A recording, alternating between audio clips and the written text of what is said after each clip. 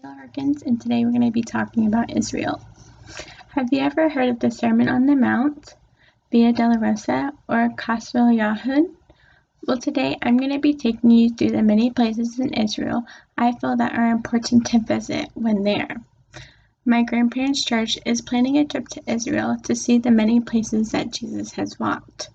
People say it grows your faith tremendously while you are there. And celebrities like Demi Lovato have said it's a once-in-a-lifetime opportunity. Today, I'm going to be taking you to Kasvel Yahud, the baptismal site where Jesus was baptized, the pathway he took to his crucifixion and the location of his tomb down Via Dolorosa, and then to Mount of the Beatitudes, where the Sermon on the Mount took place. The first place I would like to visit is the Kasvel Yahud, the place where John the Baptist baptized Jesus in the Jordan River.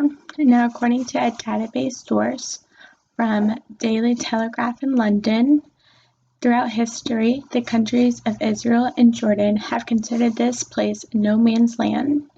It used to be under the control of Islamic Ottoman Empire, which discouraged the pilgrimage of Christians.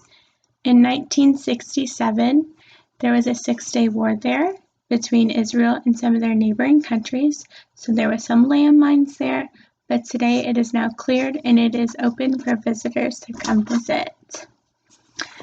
There I would like to get baptized, where Jesus got baptized.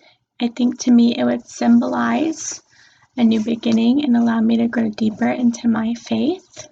And it would symbolize a new beginning and a wonderful start to this journey.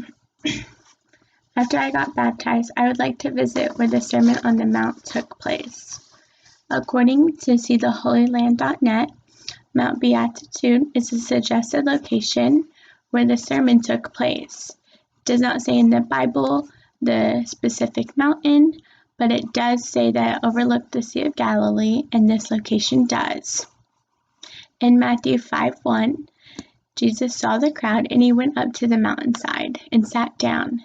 His disciples came, and he began to teach. According to the Bible and to Bible Study magazine, Jesus taught his disciples how to pray, care for the needy, and handle religious laws and many other subjects.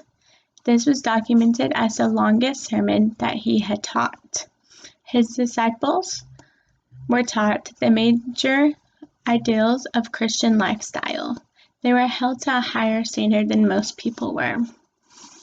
This Mount of Beatitudes is also considered one of the most beautiful, serene places to visit while in the Holy Land.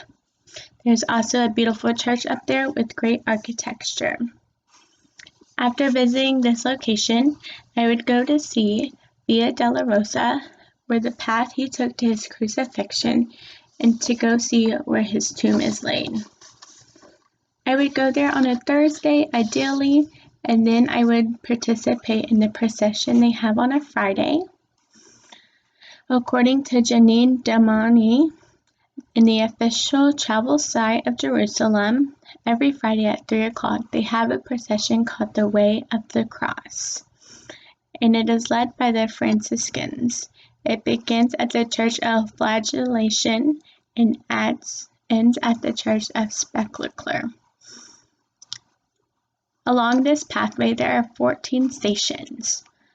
9 of them are gospel references, and then 5 of them are the 3 where Jesus fell, where he met his mother, and then where Veronica wiped his face.